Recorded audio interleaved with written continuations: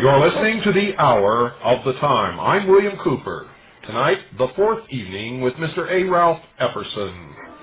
And the Empire Strikes Back. That's what we're doing, Bill. We're striking back at the Empire. We're going to continue with what we were doing last night, folks, and we're going to continue to do it on Monday night. And that Monday night will be the last night with Ralph Epperson. And I really hope that you've all enjoyed his visit with us. Of course, he's going to be here one more night, Monday night.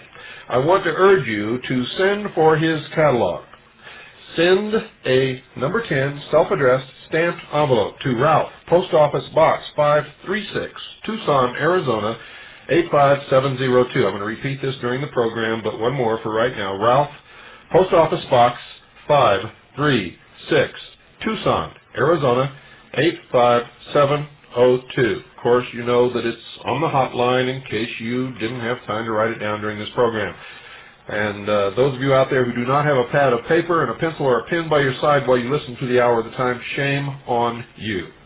Ralph, let's go. What goodies have you got for us tonight? Well, what we're doing, Bill, for those who haven't heard the first three programs, is we're just reading a random sampling of quotes from the books written by the people involved in this conspiracy we're talking about.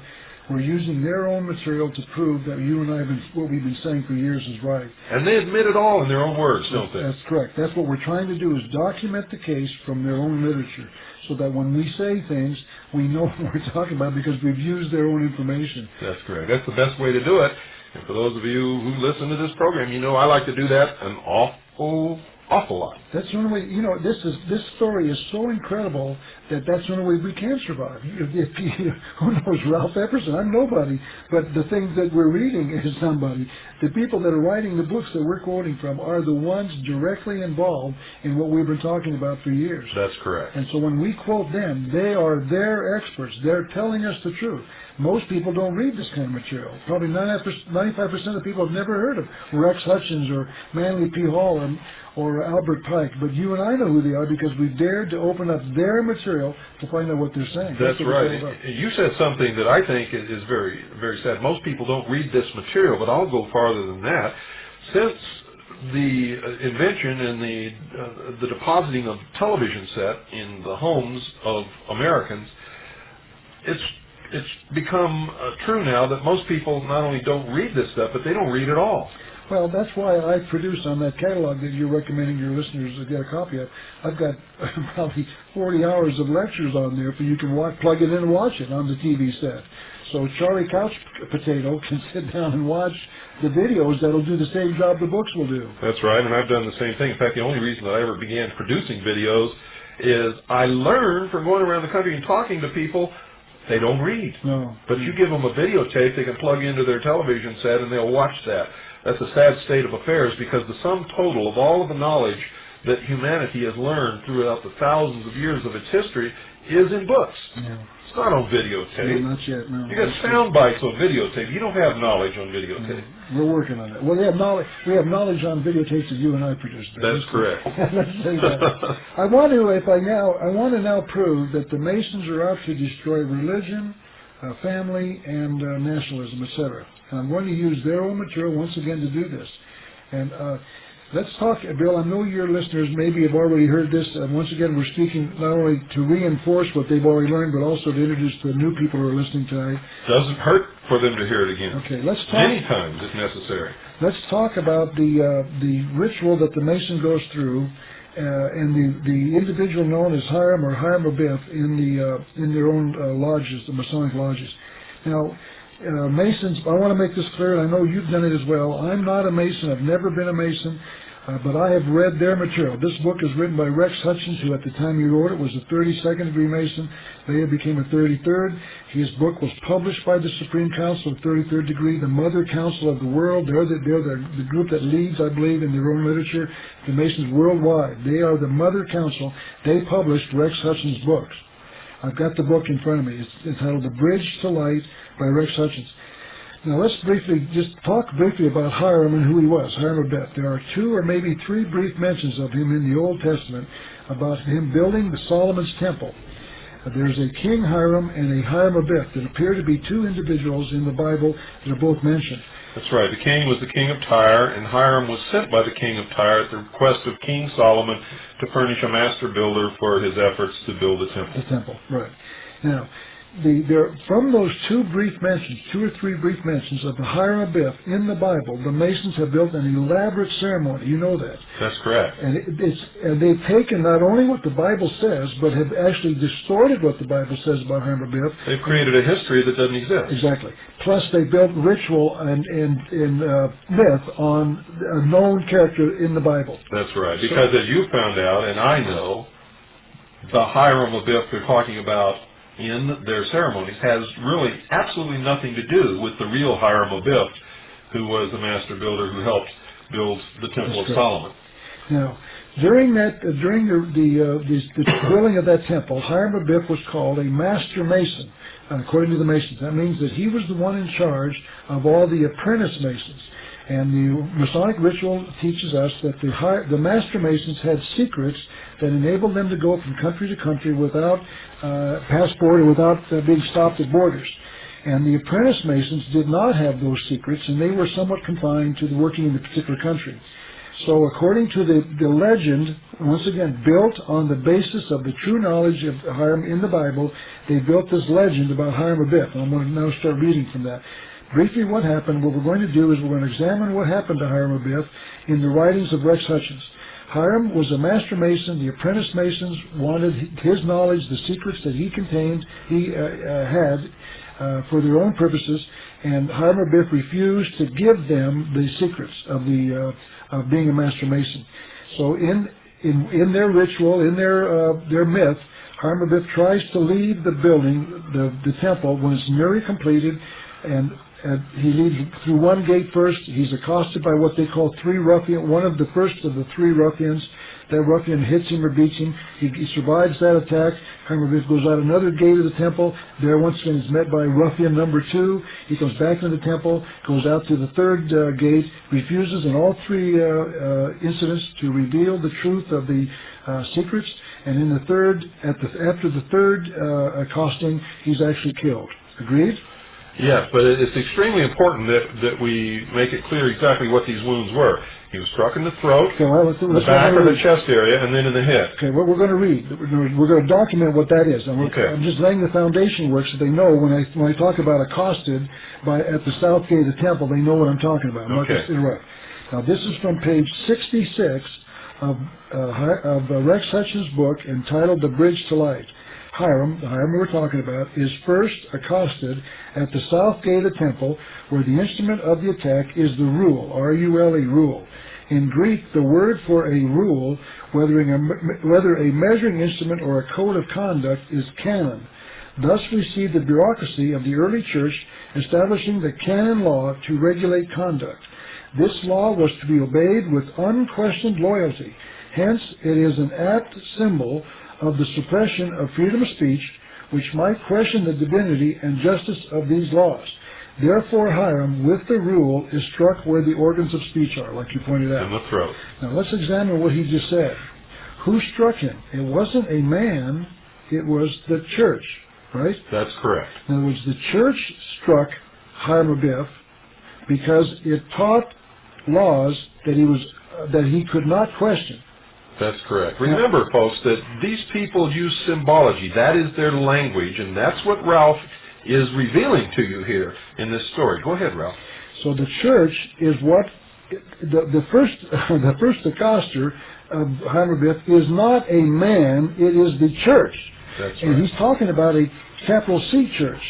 So when this ritual was written, they're talking about the Catholic Church. That was the main church of the time, and according to the story, the Catholic Church taught law, canon law, meaning rule, that according to him had to be obeyed with unquestioned loyalty.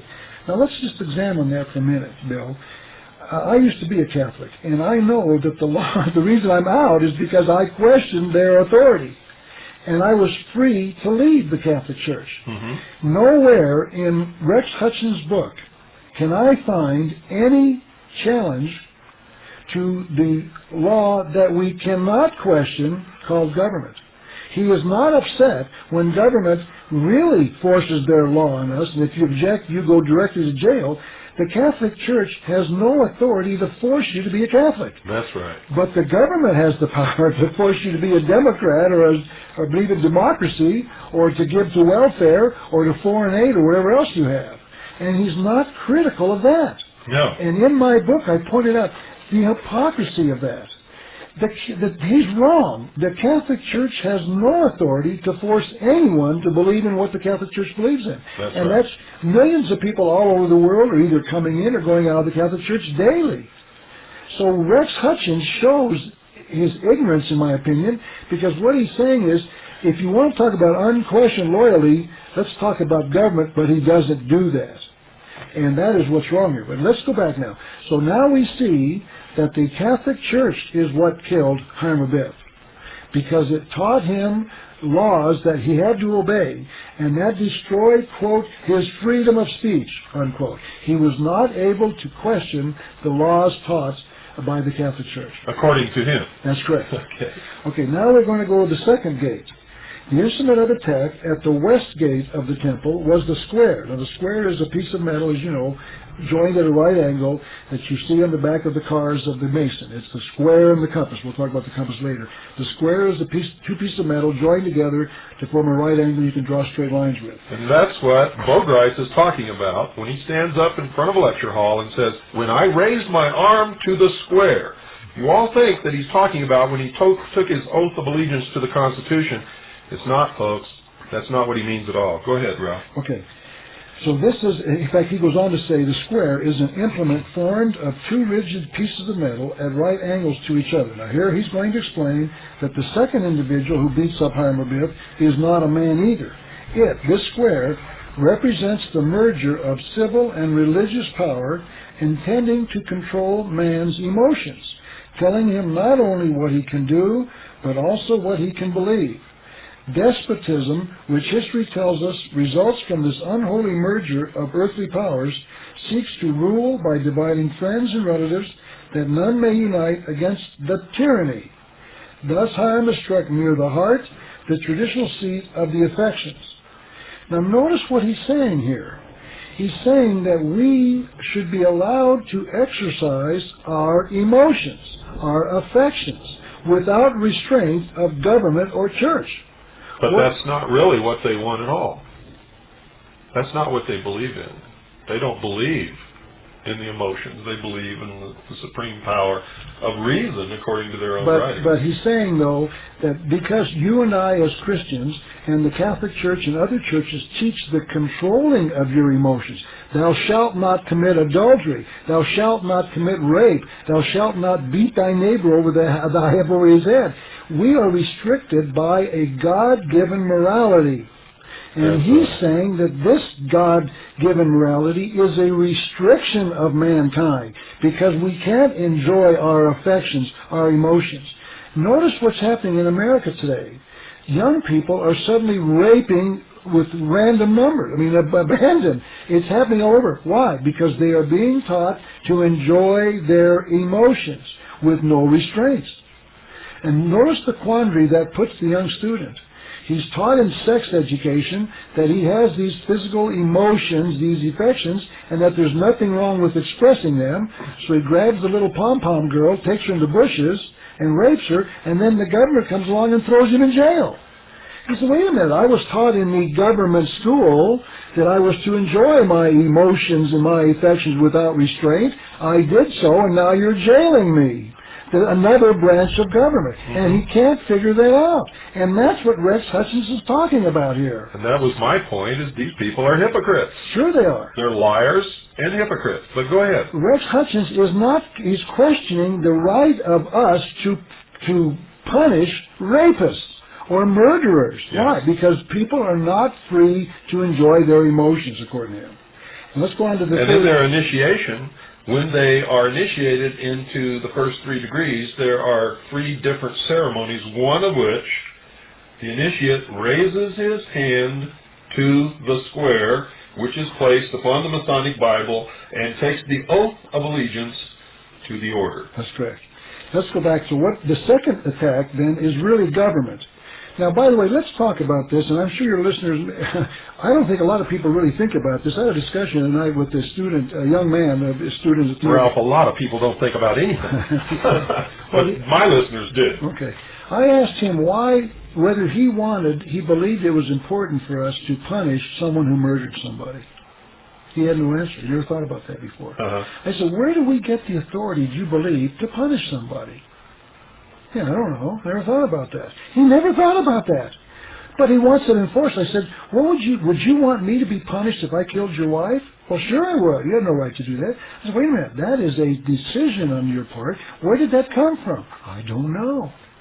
Why do we punish murderers? Because God commanded us to do that. That's right. We don't have to decide whether it's right or wrong. God told us to punish murderers and rapists and thieves and etc. But here he's saying government. No, let's go back. The reason we punish is because we have a religious view of man's right to his life, liberty, and property. And that came from God of the Bible.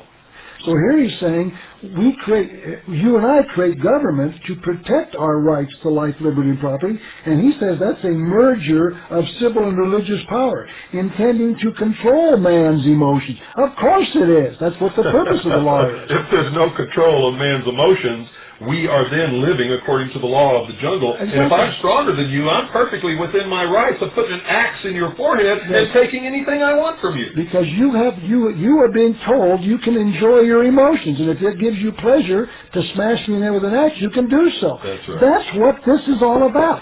Now notice this. And these people really believe this, folks, until it's them that get hit in the head with the axe, and then all of a sudden, it's wrong. Notice what I'm doing. I'm reading Rex Hutchins' book, published by the 33rd Degree Council in Washington, D.C.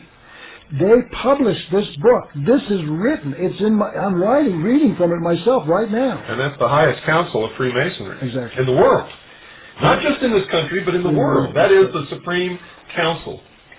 This is absolutely mind-boggling, but this is what these people are teaching in their churches. Let's finish the last part now, the third attack.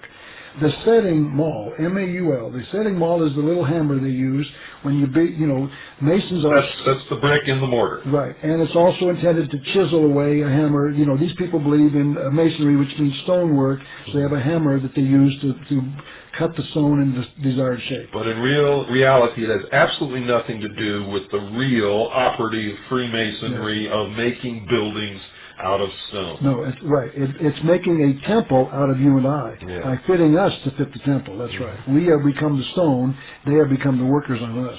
Let's finish this now. The third part of Mr. Hutchins' interpretation of this ritual of the attack of Hiram Abiff. The setting maul, meaning this hammer, an instrument of brute force, is a fitting symbol of the blind, unreasoning mob.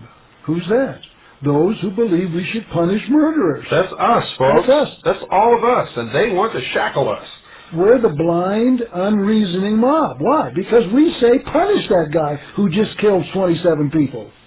No, wait a minute, you can't do that because he was enjoying his emotions, you see. This is what... Bill, you and I are laughing, but this is serious business. We're laughing because we understand it, and to us, this is a strange, almost insane philosophy, and it is funny to me that anyone would ever believe such claptrap. It's also, and I want all you Freemasons, and I know there are a lot of Freemasons who listen to this program. I want you to understand that when you go to your Masonic temple, you're not learning what you think you're learning. If you really want to learn, if you really want to get some truth, go to Ralph Epperson. Come to me. Listen to this program. When you go to the temple, you're being misled. You're being led around by a ring in your nose. You're being lied to. And unless you reach the highest degrees, and even then, unless they can trust that you believe in the same God and the same philosophy that they do, you're never going to know the truth. You're never going to know anything. For the whole structure of pyramidal organization of Freemasonry and the other secret societies, this is not the only one, ladies and gentlemen, and you know that if you listen to this program. The whole reason for that structure is to keep you in the dark and form a basis of power built upon your oath to protect the fellow members and the brothers and give them aid and comfort and all the other things that you've sworn to upon pain of death. This is what gives them the power to destroy this country, as they are doing, as you're hearing, as we've proven in their own words. Okay. And we're going to continue right now. Let's continue on with this third attack on Hiram Abiff. It, meaning, according to Rex Hutchins on page 66, it, meaning this blind, unreasoning mob, fears the force of the intellect. What does that mean? Man's mind, man's reason, and seeks the destruction of the products of the mind. What does that say? We're saying we don't want you to think that killing is desirable. We, this blind, unreasoning mob, feel it's wrong for you to think that way. Well, they twist it around, and what they will tell you is that we suppress knowledge and wisdom, and thus the ability of man to evolve, which is all a total lie. That's really not what they really mean at all, and this will be proven in their own words as we go along. But just so you'll know, that's their defense of this. That's what they claim that we do. In reality, we have nothing against knowledge. In fact, if you've been listening to this program, you know I live to learn more every day. I'm always striving to learn, and most people who are intelligent and understand the reason that they need to do that will do the same thing. Okay, so the last sentence that I'm going to read from page 66 is this one. He says, Hiram is killed at the east gates by a blow to the head, the seat of the intellect. So what he's saying here is that we, the church, we, the religion, we, the government, based on the fact that God taught us to punish murderers, etc., and create government to do that, are wrong. We have killed Hiram Abiff. And later on, I don't have it here maybe, but someplace else, and maybe we'll stumble onto that, they claim that Hiram does not represent a man, but all of mankind. So now, in fact, I'll probably wait on that. I'm going to point out that they committed themselves to the murdering of the murderers of mankind. He's also the symbol for who they claim, everyone in history who was persecuted. Galileo, Jacques de Molay was burned at the stake. And there have been times in history, folks, when the persecution by the church and the king and the uneducated mob has brought about the death of brilliant men. But that's not the case today. Nor has it always been the case, nor will it always be the case. But these are the excuses they use for why we cannot rule ourselves, why we should not have any say in anything, and why they want to destroy the church, the state, and the mob. And of course, the mob is us. They want to establish their own one-world religion, which will change according to the needs of man. They will establish their own one-world government, what they call a benevolent despotism, which is going to be a one-world totalitarian socialist government, and they want to subject all of humanity, save them, to slavery, perpetual, forever slavery, so that we can never challenge them in any way, shape, or form. Okay. The next page I want to read from Mr. Hutchins' book is page 73, just one sentence from page 73 of the book entitled The Bridge to Life. He says, the master Hiram, meaning Hiram Abiff, the master mason, is the symbol of intelligence, liberty, and truth. And the assassins are the symbols of tyranny, ignorance, and intolerance or fanaticism. So here he's saying, when these masons talk about liberty, they're talking about liberty from what they perceive is the tyranny of the God who tells us don't do certain things. See, you're not free if God restricts your freedom. Why does God restrict our freedom to murder? Why does God restrict our freedom to steal? Well, they believe that these things are learning experiences. If they rape someone, then it's a learning experience. If they kill someone, it's a learning experience. They don't even believe that anyone should be subjected to prison, much less be executed for murdering their fellow man. And that's, well, go ahead. It's unbelievable. I don't know how these people can believe that they could live with other men with no restrictions upon anybody whatsoever. Aleister Crowley, his motto was, do unto what, I've got that quote, I think. Do as thou wilt shall be the whole of the law. That's what he wanted to bring into the world. Do as thou wilt shall be the whole of the law. I would like to have seen what he would say if someone decided to do as thou wilt upon him. Well, I asked, I know, Bill, that shows, in my opinion, the stupidity of these men. Oh, yes, and they claim that they're so brilliant, Yes. that they have the only truly mature minds, and yet they are so stupid in their philosophy to think that the world would be a better place under that kind of a law. I found a quote from Ernest Hemingway that says, "I know only what is good is that which gives pleasure, and that which is evil is that which gives no pleasure." Something to that effect. That's right. And so I would love to have asked him, he's dead now, but I'd love to say, Mr. Hemingway, let's presume that someone believed in what you just said, and they have a gun in their hand, and they walk up to you, Ernest Hemingway, and say, "Mr. Hemingway, it will give me pleasure, therefore being a moral act, for me to shoot you. And I'll really enjoy this." What would Hemingway say? Oh, by all means, if it gives you pleasure, please shoot me. Exactly. Can you see this? Bill, I know, you and I are laughing, but I'm telling you, this is the way these people think. We're not joking. I know. In one of the oaths they take, in one of the highest degrees, they pledge not to seduce the wife or daughter of a fellow Mason. But in that pledge, it leaves open the fact that they can seduce any other woman in the world that they want to, as long as it's not the daughter or the wife of a fellow Mason, provided that they know that they're a daughter or a wife of a fellow Mason. Which means that if they don't know that it's the daughter or wife of a fellow Mason, it's okay to go ahead and seduce that woman. I mean, these people are absolutely out of their mind. I want to make one more point, Bill, about what you just said. Every Mason in this country has taken that precise oath. That's correct. Every one of them. The Christian Mason has taken that oath. The Buddhist, the Hindu. They're giving them permission to commit adultery with their non-member wives. It is ludicrous. And that's not all. They truly believe that they have the right to rip you off any time that they can rip you off, in any way that they can rip you off, simply because you're not one of them. As a Mason father of a friend of mine told him when he asked his father why they were persecuting a businessman in the town who was not a Freemason. The Freemasons were actually running this guy out of business. His father looked at his son and said this, "Son, if you are not one of us, you are nothing." Can you imagine that? Well, Can you imagine that, hearing that from your father? Or saying that to your own son?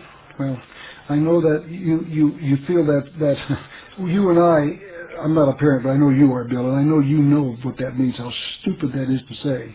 But that is precisely what they believe over and over again in their own literature. They teach them that they are the superior masters of the rest of mankind. That's right. This whole thing, and it's almost inconceivable for us to understand that the average mind can comprehend this. But that's what we're trying to do, is bring it to your attention. Keep that thought, folks. It's time for our break. Don't go away. We'll be right back after this very short pause. A long time ago in a land far, far away, amidst the battle between the forces of light and the forces of darkness, there was a warrior named A. Ralph Epperson, and tonight he's right here with us talking to you. I was there. That's me. By the way, thank you very much, Bill. I want to thank you once again for inviting me onto your program. This is very kind. It's a great opportunity to make this stuff, this information material public. We've got to do this because I agree with you. There's something going on, and we've got to figure it out to put a stop to it. That's correct. It's my pleasure, Ralph. We've been friends for a long time. As you know, we very seldom get a chance to be together like this and to talk to so many people. Usually we're talking to a room full of people or a stadium full of people or a theater full of people, but right now, at this moment, you may not realize it, Ralph, but you're talking to approximately 10 million listeners worldwide. In every country, in every city, on every continent in this world, we are reaching out, talking to people, and you are delivering a message that is so important, and that's why they tune in to this show. Well, I hope that they realize that this problem is not just local, it's not just confined to America. This is indeed a worldwide problem, because if America is going to fall into this ancient mystery religion, it's going to be worldwide, because we're the key to it. Oh, they've heard that from me many, many times. If America falls, you all fall. The fate of the world hinges upon the American people's ability to keep their creator-endowed rights and restore the Constitution and the Bill of Rights as the supreme law of the land. If we are not successful in doing this, then the world is going to disintegrate into a state of chaos, racial wars, and even, I believe, an atomic war which will kill billions of people all across this planet. So keep your eyes on America and listen to people like A. Ralph Epperson. Okay, let's take the next step, which is another giant leap, but once again, we're trying to bring you the materials from their own literature, Masons who have written on the subject that we know are qualified to write for the Masonic Lodge, experts that have been approved by their own, the Grand Lodge, the 33rd degree in Washington, D.C. I want to now go to page 819 of Morals and Dogma, written by Albert Pike. And this particular quote is for the Mason who's listening. Mason, you're not going to like this, but I'm going to tell you that you are being lied to inside the lodge. And I'm going to tell you that Albert Pike is going to tell you that personally. He's going to speak to you on page 819. He's going to tell you that they're intentionally lying to you. They're keeping the truth of the secrets of the symbols from you intentionally. I want to read now from page 819 of Morals and Dogma. Any Mason who's listening worldwide can get a copy of this book and open it up to page 819 and read the second paragraph, which I'm now about to read. Quote, the blue degrees, which as you and your listeners, Bill, I'm sure know, are the first 3 degrees of the Masonic Lodge. The blue degrees are but the outer court or portico of the temple. Part of the symbols are displayed there to the initiate, but the initiate is intentionally misled by false interpretations. It is not intended that he shall understand them, but it is intended that he shall imagine he understands them. Their true explication, which means understanding, is reserved for the adepts, the princes of Masonry. That's right, and I get letters from Master Masons all the time. The highest they've ever obtained is the 3rd degree, and they write me letters telling me that I'm wrong, that they know all about Freemasonry, and what I'm telling couldn't possibly be the truth. Well, I hope that all you Master Masons are living, and I hope that you're listening to what you're hearing tonight. And if you would get into your own books, the books written by Masons, for Masons, published by Masonic publishing companies, and open your mind, open your eyes, open your brain, and quit being so stupid you wouldn't have to be told by us what it is that you're a part of. You are really a part of the worship of Lucifer, the sun, the light, Lucifer. Let's take that next, Bill. That's not pleasant either, but let's take that next. Not pleasant, but that is your God. You've been conned, you've been lied to, and I get letters from Master Masons telling me that Freemasonry is really a Christian organization. Okay. Well, let's talk about that. I want to now prove the assertion that you just made, that Lucifer is the God inside the church. Go for it. We're going to now read page 321, page 321 of Morals and Dogma. The second paragraph. Quote, I know this is difficult. This is not pleasant. In fact, let's lay down the foundation for the non-Mason. During the rituals, the first 3 degrees, what they call the Blue Lodge, the Mason is asked by the Grand Master in charge of the meeting, the President, they call him Grand Master, what do you seek? S-E-E-K. What are you looking for? What do you seek? And the Mason responds in the first degree, light, L-I-G-H-T, in the second degree, more light, and in the third degree, further light. Now, to my knowledge, I cannot find inside the ritual what they describe, what the meaning of light is. What does it mean? I've seen it called the truth, and that's about as far as they go. So the Mason is asking for light without a true explanation of what it means in the ritual. Mason, those of you that are Masons know that what I just said is true. You know you were asked, what do you seek? And you personally responded, light, more light, and further light. And they are, in fact, hoodwinked when they are asked this question. And hoodwinked, and that's where hoodwinked came from, which means to pull the wool over your eyes or fool you. They are blindfolded, and when they are asked what it is they seek, if they reply the light, then the hoodwink is removed from their head, and they are, in fact, given light. Now, they take this to mean exactly the physical act of removing the hoodwink and receiving the light in the room, when in truth, that's not what it means at all. Now we're going to prove that, Bill. This is, please, Mason, I trust that you will write this page down, get your copy. I'm going to read you two quotes from Albert Pike's Morals and Dogma, the first of which is on page 321. 321. Open the book up and read along with me. The second paragraph reads, quote, as follows: Lucifer, the light bearer. Lucifer, the son of the morning. Is it he who bears the light? Doubt it not. Where does this light come from, Bill? Inside the Masonic Lodge. They just told you. That's right. Doubt it not, he said, which means Lucifer is the light. It comes from Lucifer. Now, let's confirm that on page 324. 324 of Morals and Dogma, Mr. Pike repeats what he just said. He says they're talking about a belief in a devil, the fallen Lucifer or light bearer. That's correct. There he confirms that Lucifer is the light bearer. You, as a Mason, have just asked for light from Lucifer. And who is Lucifer? The Satan, the devil in the Bible. And he confirms it himself in his own book, in his own writing. That's true. Now, I want to give you one more quote about Lucifer being the key to the Masonic Lodge and the light bearer from another book written by a Master Mason. Well, in fact, this is the 33rd, like Albert Pike, another 33rd degree Mason.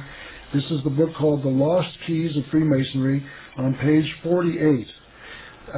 Manly P. Hall was a 33rd degree Mason who died a couple of years ago, and when he did, the Masons acknowledged him as one of the greatest philosopher writers of all time in Masonry.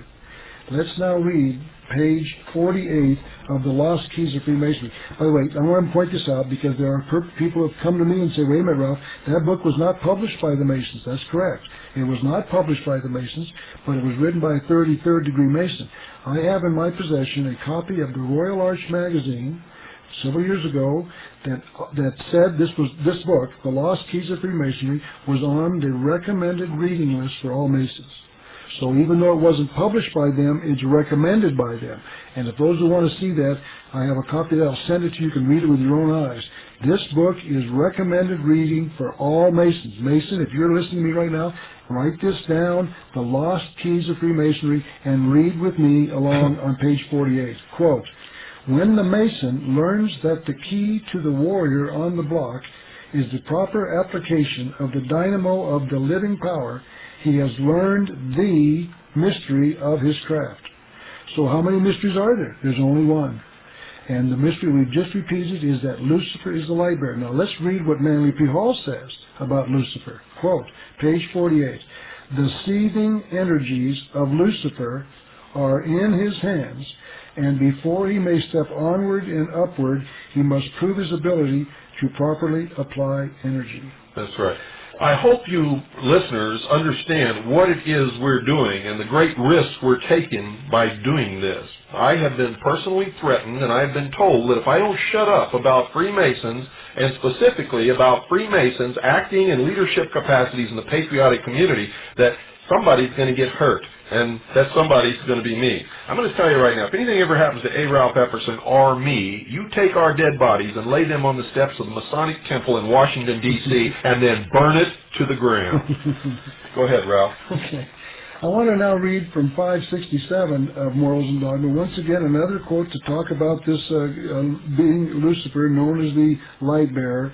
Let's go back now to our recollections of what we read about in the Bible. I didn't quote the Bible, but let's just talk about the Garden of Eden, where God told man that you can eat of any fruit of the tree. And anything that I gave you is yours, except the knowledge of the good and evil. That reserves to me. I will tell you how to live your life. And when you do, you will live in paradise. If you will listen to my laws and my rules about not killing and not raping and not looting and not stealing and not coveting thy neighbor's goods, etc., all laid out, you can live in a paradise. No, the Masons say those laws are tyranny because they restrict our freedom.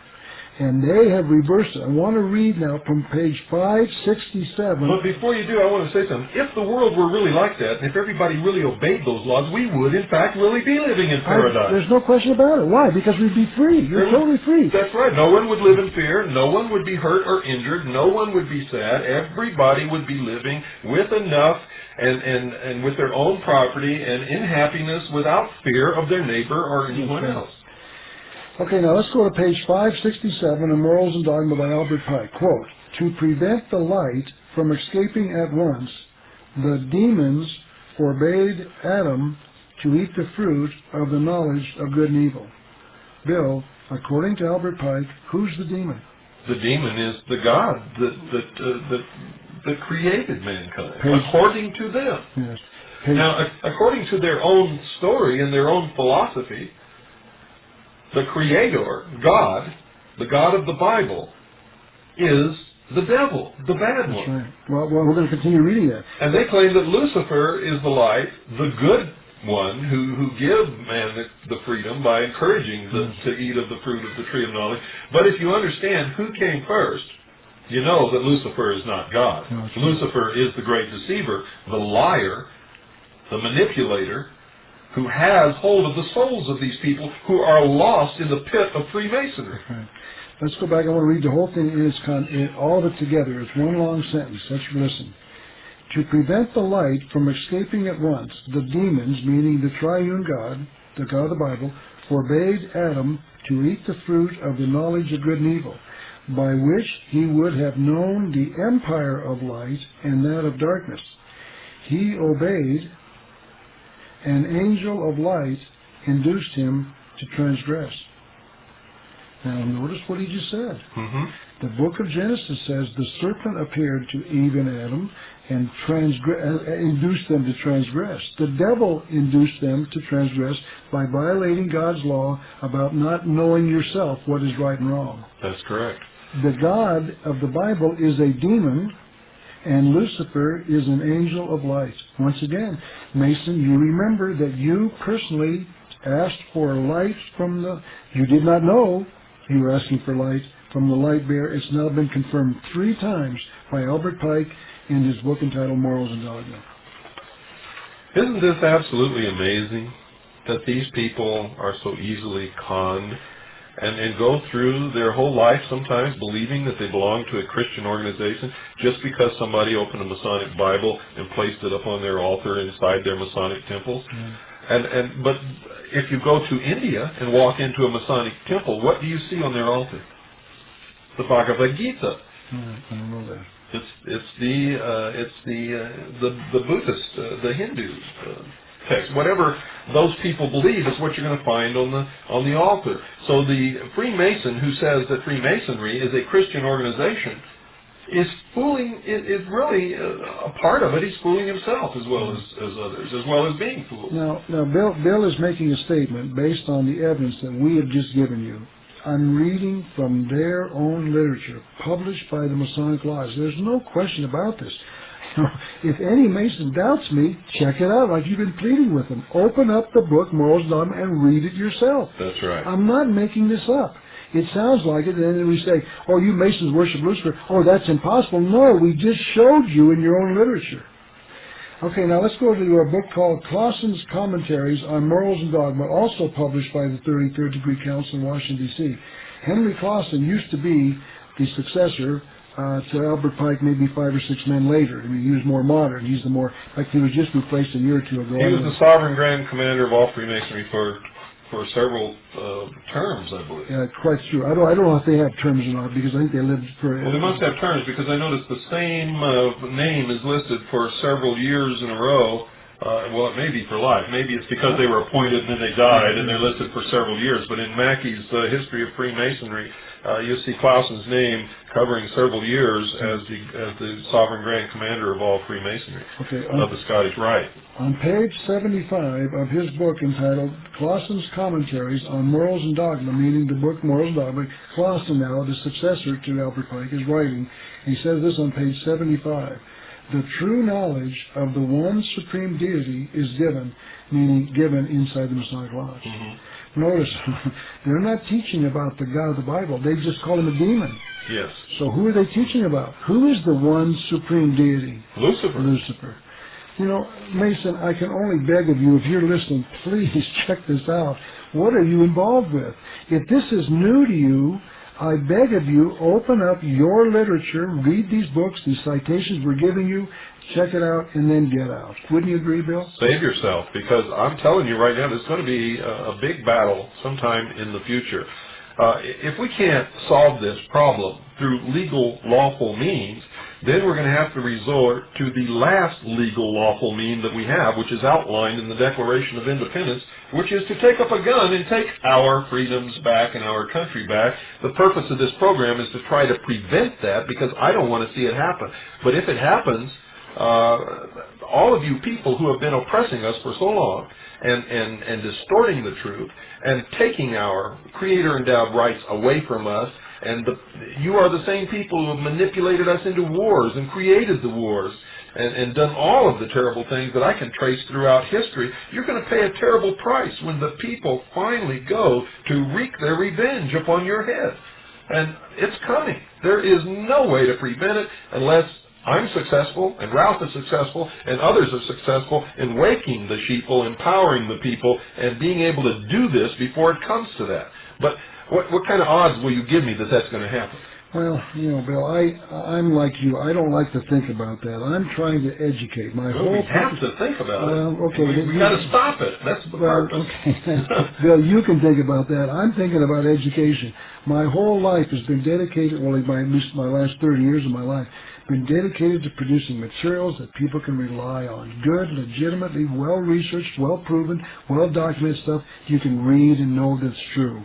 And I've tried to make that available. I'm hoping that everyone listening today will just take the time to look at the catalog. But the purpose of that, and you know this as well as I do, is you know that if people don't discover this and learn it and act upon it, there's going to be blood running in the streets of this country. Well, Bill, once again, I'm not going to say that. You can say that. Well, that's a cop-out.